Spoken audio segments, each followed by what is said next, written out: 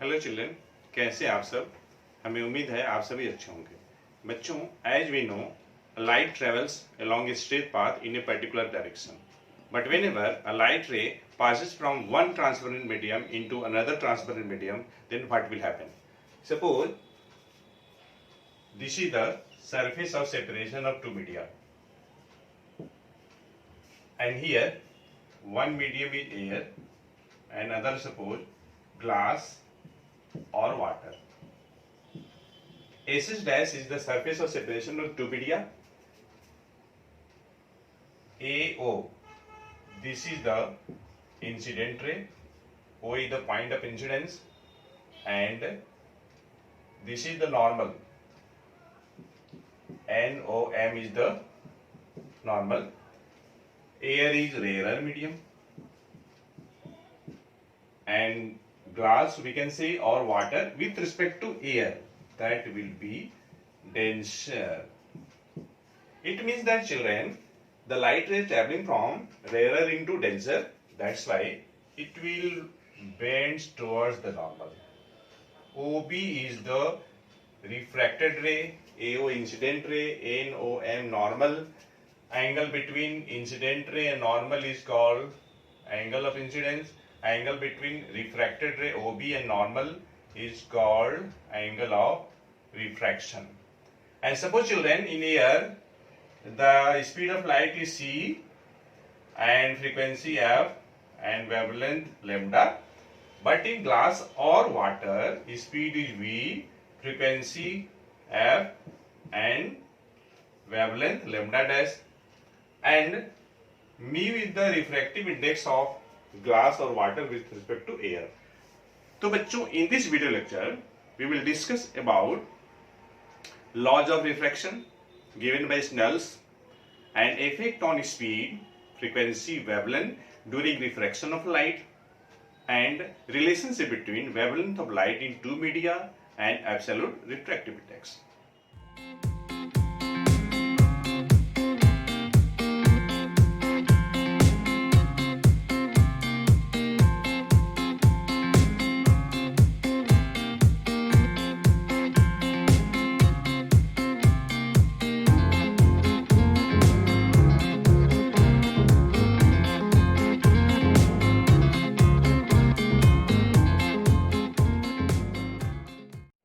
तो बच्चों, अब हम लोग डिस्कस करेंगे what are the laws of refraction of light. तो बच्चों, सपोज कर लीजिए कोई लाइट है जो एक मीडियम से पार करके दूसरे मीडियम में एंटर कर रही है। ये आपका मीडियम 1 है और ये मीडियम 2 है। ओके, और ये आपका मान लीजिए रेयरर मीडियम है और ये डेंसर है। ठीक है, आप इसको डेंसर मान सकते हैं, इसको रेयर मान सकते हैं, कोई प्रॉब्लम नहीं है। मान लीजिए कोई लाइट रे है, AO इज द इंसिडेंट रे, O is the point of incidence, और ये जो मैं डॉटेड ड्रॉ कर रहा हूं बच्चों, दिस इज द नॉर्मल।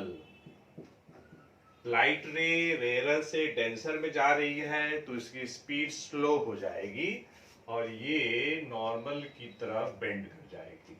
वो भी आपका रिफ्रैक्टेड हुआ, and this is the angle of incidence and this is the angle of refraction. तो स्नेल्स लॉज ऑफ रिफ्रैक्शन जो आप देख रहे हैं, this is also called Snell's law, scientist का नाम है। तो अकॉर्डिंग टू स्नेल, जो फर्स्ट जो लॉ है आपका, द इंसिडेंट रे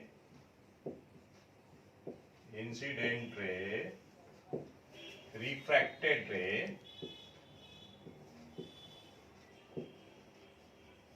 and normal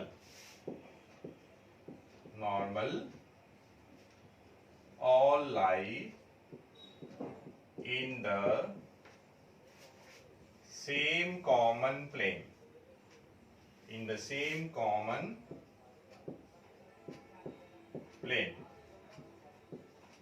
This is the first law of refraction of light. Okay, अब सेकेंड देखिए क्या है। Second, for any given pair of media.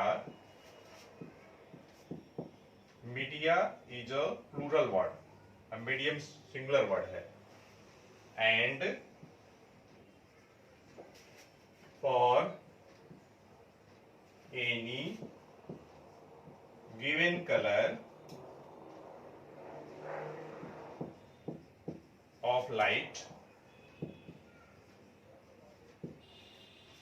अब देखिए, the ratio of the sine of angle of incidence and the sine of angle of refraction always remains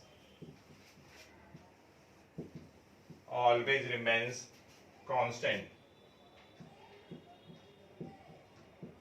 Always remains constant. इसे आप ऐसे भी लिख सकते हैं कि दैट इज सिंबॉलिक फॉर्म में sine of angle of incidence upon sine of angle of refraction equals to constant, and this constant is called refractive index. मान लीजिए मीडियम 2 है, ये 1 है, लाइट किधर से किधर आ रही है, 1 से 2 में आ रही है, तो refractive index of medium 2 with respect to 1. Okay, तो बच्चों ये स्नेल्स लॉ है. अब एक बात और ध्यान दीजिएगा, ये कांस्टेंट है. ओके, तो आप क्या करिए बच्चों, ये अच्छे से समझ में आपको आ गया होगा. अब वीडियो पॉज करके ब्यूटीफुल राइटिंग में आप नोट डाउन करिए, तब तक मैं इरेज करता हूं. बच्चों, what will be the effect on speed of light, wavelength and frequency during refraction of light? Whenever a light ray passing from one medium into another medium, तो उसके फ्रीक्वेंसी पे क्या फर्क पड़ेगी, स्पीड पे क्या फर्क पड़ेगी और वेवलेंथ पे क्या फर्क पड़ेगी. तो चलिए देखते हैं. सपोज कर लीजिए बच्चों, कोई लाइट रेयरर मीडियम से डेंसर मीडियम में ट्रेवल कर रही है. ये आपका इंसिडेंट रे है बच्चों, ए ओ इंसिडेंट रे, ओ आपका पॉइंट ऑफ इंसिडेंस है. यहाँ हमने नॉर्मल बना लिया, ये हमारा normal N O M A O N angle of incidence है. Since light ray travelling from denser into rare medium, that's why it will slows down, slow हो जाएगी डेंसर मीडियम में. ओ भी आपका रिफ्रैक्टेड रे है, ये आपका एंगल ऑफ रिफ्रैक्शन है. ठीक है, लेकिन अगर लाइट रे मान लीजिए डेंसर से रेयरर में ट्रेवल कर रही है, ठीक है, ये आपका लाइट रे है, A O ray of light, O is the point of incidence, और ये हमने नॉर्मल ड्रॉ किया, N O M A O M angle of incidence. Since light ray here traveling from denser into rarer medium, that's why it will speed up. इसकी speed बढ़ जाएगी. तो ये देखिए, रेयर मीडियम में लाइट रे नॉर्मल से दूर, away from the normal move करेगी. ये देखिए एंगल ऑफ रिफ्रैक्शन. इस केस में एंगल ऑफ जो डेविएशन होगी आर माइनस आई होगा, और इस केस में जो एंगल ऑफ डेविएशन होगी that will be I minus R. तो बच्चों, whenever light ray traveling either from rarer into denser और denser into rarer, तो क्या होगा, उसकी स्पीड चेंज हो जाएगी. ओके, लेकिन फ्रीक्वेंसी अनचेंज रहेगा. तो पहला पॉइंट होगा the frequency of light, frequency of light remains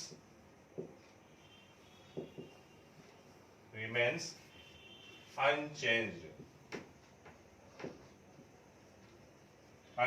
रहेगी. ध्यान रखिएगा, क्या अनचेंज रहेगा, frequency of light. Why? As it depends upon the source of light. किस सोर्स से लाइट आ रही है उस पर फ्रीक्वेंसी डिपेंड करती है। ठीक है, अब देखिए, when a ray of light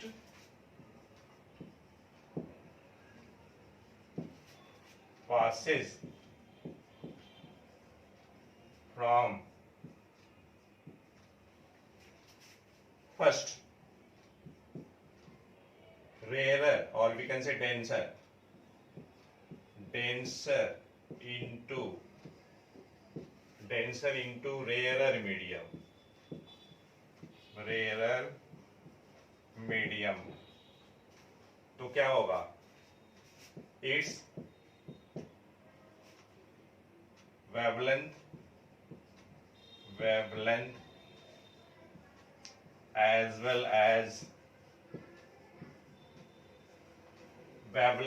as well as speed किधर से किधर जा रही है? टेंसर इंटू रेयर जा रही है। इंक्रीज। ओके, और अगर वही लाइट अगर रेयरर इंटू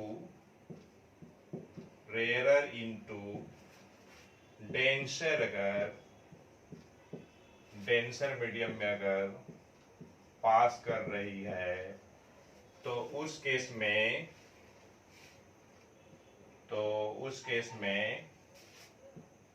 इसकी वेवलेंथ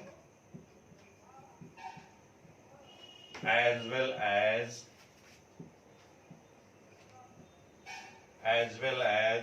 स्पीड, लाइट किधर से किधर जा रही है? रेयर इंटू डेंसर जा रही है, तो दोनों डिक्रीज करेगी। डिक्रीजेज। अब देखिए इसके पीछे रीजन क्या है। तो बच्चों, लाइट क्या है? It is a transverse waves. Okay, electromagnetic waves भी है, तो वेव है ना, तो वेव है तो इसकी फ्रीक्वेंसी भी होगी, वेवलेंथ भी होगी, तो और स्पीड होना ही होना है। Frequency remains unchange during refraction, either from denser into rarer और rarer into denser. Why? Because it depends on the source of light. तो बच्चा क्या? वेवलेंथ बचा और स्पीड बचा। तो अगर रेयर इनटू डेंसर जाएगी तो स्पीड डिक्रीज कर जाएगी, तो वेवलेंथ भी डिक्रीज होगी, और अगर डेंसर इनटू रेयर जाएगी तो स्पीड भी इंक्रीज होगी और वेवलेंथ भी इंक्रीज होगी। देखिए इसके पीछे लॉजिक क्या है। तो बच्चों, वेव वेलोसिटी और फ्रीक्वेंसी में और वेवलेंथ में ये रिलेशन है, ध्यान दीजिएगा, वेरी इंपॉर्टेंट है। अगर हम यहां से v अपॉन लैम्डा लिखना चाहते हैं तो ये f लिखेंगे। और बच्चों ध्यान दीजिएगा, ड्यूरिंग रिफ्रैक्शन ये फ्रीक्वेंसी की क्या खासियत है? ये अनचेंज रहेगा, फ्रीक्वेंसी रिमेन्स अनचेंज। तो फिर बचा क्या? देखिए, वेव स्पीड और वेवलेंथ, ये दोनों का रेशियो फ्रीक्वेंसी है, फ्रीक्वेंसी रिमेन्स अनचेंज। इसका मतलब क्या हुआ? वेव वेलोसिटी मतलब स्पीड ऑफ लाइट और ये जो आपका वेवलेंथ है, दोनों डायरेक्टली प्रोपोर्शनल होगा। अगर एक बढ़ेगा तो दूसरा भी बढ़ेगा, एक घटेगा तो दूसरा भी घटेगा। ओके, तो इसी बेसिस पे ये लिखा गया है कि जब whenever light ray travelling from rare into denser medium, तो वेवलेंथ भी डिक्रीज होगी और स्पीड भी डिक्रीज होगी। But whenever light ray travelling from denser into rare medium, तो वेवलेंथ भी इंक्रीज करेगी और स्पीड भी इंक्रीज करेगी। तो बच्चों, आप क्या करिए, ब्यूटीफुल राइटिंग बना करके वीडियो पॉज करके राइट डाउन करिए, मैं अरेंज करता हूं। बच्चों, whenever a light ray traveling from one transparent medium into another transparent medium, then frequency remains unchanged, wavelength as well as speed of light changes. तो बच्चों, क्या रिफ्रैक्टिव इंडेक्स में और दोनों मीडियम में लाइट की जो वेवलेंथ होगी, क्या ये तीनों में कोई सर्टेन रिलेशन है क्या? तो चलिए हम लोग स्टार्ट करते हैं, देखते हैं क्या रिलेशन है। सपोज कर लीजिए बच्चों, ये कोई सरफेस है, this is the surface of separation of two media S S dash. यहाँ का मीडियम एयर और यहाँ का मीडियम कोई है, और ये एयर हो सकता है, ग्लास हो सकता है, ये ग्लास हो सकता है, और ये आपका वाटर भी हो सकता है, not air, water glass, air तो यहाँ है ही। अब देखिए बच्चों, सपोज कर लीजिए कि लाइट की स्पीड एयर में स्मॉल सी, फ्रीक्वेंसी एफ और वेवलेंथ लैम्डा। जब लाइट रे, कोई लाइट रे था, ये ऐसे आया, और ये देखिए रेयरर मीडियम है, और ये आपका डेंसर है। एयर से हम कंपेयर कर रहे हैं, और ये नॉर्मल, तो ये बेंड हो गई। इसका मतलब कि लाइट के स्पीड में फर्क पड़ा। सपोज कर लीजिए कि इस मीडियम में लाइट की जो स्पीड है v है, फ्रीक्वेंसी वही रहेगी, वेवलेंथ बदल जाएगी, लैम्डा डैश। तो देखिए इन एयर हमारे पास एक रिलेशन आया, c equal to F lambda. c मतलब वेव वेलोसिटी, और ये आपका एफ फ्रीक्वेंसी है, लैम्डा वेवलेंथ है। इन पर्टिकुलर मीडियम, ठीक है, ग्लास हो या वाटर हो, v वेव वेलोसिटी, फ्रीक्वेंसी, और ये वेवलेंथ आपका लैम्डा डैश। ये सपोज कर लीजिए सेकंड है, ठीक है। सेकंड बच्चों, एब्सोल्यूट रिफ्रैक्टिव इंडेक्स, किसी मीडियम का हम लोग म्यू से डिनोट करते हैं, और ये क्या है, it is the ratio of speed of light in air और vacuum and speed of light in that particular medium. मतलब म्यू बराबर क्या है, c अपॉन v है। ओके, अब देखिए आप क्या करिए, 1 में आप सेकेंड से डिवाइड कर लीजिए, 1 डिवाइडेड 2, तो देखिए हम लोग को क्या मिलेगा। Left hand side c upon v, right hand side numerator में f लैम्डा और डिनोमिनेटर में f lambda dash.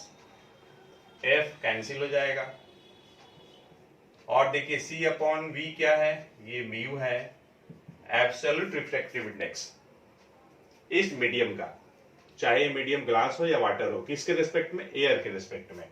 F cancel हो गया, तो लैम्डा अपॉन लैम्डा डैश आ गया। तो इस तरीके से बच्चों, अगर हमें लैम्डा डैश निकालनी है, wavelength of light in this medium, तो कैसे लिखेंगे लैम्डा डैश। ये देखिए डिनोमिनेटर में है, लेफ्ट हैंड साइड में इधर आएगा, और म्यू आपका राइट हैंड साइड जाएगा, तो लैम्डा डैश बराबर हो जाएगा lambda upon mu. And this is the required relationship between wavelength of light in two media, lambda and lambda dash, and absolute refractive index mu. Okay, this is the required relationship. इसके basis पे अगर हमें wavelength पता है air में, तो हम next particular medium में उस लाइट की वेवलेंथ कैलकुलेट कर सकते हैं। मैं इसको एक एग्जांपल से समझा रहा हूं। जैसे मान लीजिए एग्जाम्पल, बच्चे अगर कंसेप्ट अच्छे से समझेंगे तो न्यूमेरिकल्स लगाने में आपको दिक्कत नहीं होगी। कंसेप्ट को ध्यान से समझा करिए, फिजिक्स में ये बहुत जरूरी है बच्चों। मान लीजिए हमारे पास रिफ्रैक्टिव इंडेक्स पता है, एब्सोल्यूट रिफ्रैक्टिव इंडेक्स, ये मान लीजिए ग्लास का है, एयर के रिस्पेक्ट में ए म्यू जी, और एयर में लाइट का wavelength lambda A means wavelength of light in air, ये हमें पता है 5400 एंगस्ट्रम। और हम लोग को निकालना क्या है, हम लोग को निकालना है wavelength of light in glass निकालनी है, ठीक है। ये हमने एक डायग्राम हल्का सा बना लिया, ये है एयर और ये ग्लास, ठीक है। लाइट ऐसे इंसिडेंट हुआ, और ये है आपका नॉर्मल, ये नॉर्मल, और ये रेयर डेंसर जा रही थी तो नॉर्मल की तरह बेंड हो गई। इसमें आपका वेवलेंथ पता है, इसमें वेवलेंथ निकालना है, तो नो प्रॉब्लम। तो बच्चों सिंस लैम्डा डैश बराबर लैम्डा अपॉन म्यू, लैम्डा की वैल्यू कितना है, ठीक है, लैम्डा डैश मतलब समझ रहे हैं ना बच्चों, लैम्डा डैश मतलब कि wavelength of light in glass essence है, wavelength of light in glass essence है, ठीक है। यहां सिंपली लैम्डा है, या मैं इसी कंटेक्स्ट में लिख दे रहा हूं, यहां आप wavelength of light in air कर लीजिए, यहां ग्लास कर लीजिए। तो देखिए wavelength of light in air कितना, 5400 एंगस्ट्रॉम। सिंबल आप अपने हिसाब से सेट कर सकते हैं, ए म्यू जी यही आपका है, ए म्यू जी 3/2 सॉल्व कर लीजिए। तो ये कितना आएगा 5400 इंटू ये 2/3 और ये एंगस्ट्रम, ठीक है। ये देखिए 3 से कटेगा 5400, 1800 इंटू 2 तो ये आपका आ जाएगा 3600 एंगस्ट्रम आ जाएगा, ठीक है बच्चों। तो हमें उम्मीद है बच्चों ये आपको अच्छे से समझ में आ गया होगा। Thanks for watching the video lecture children.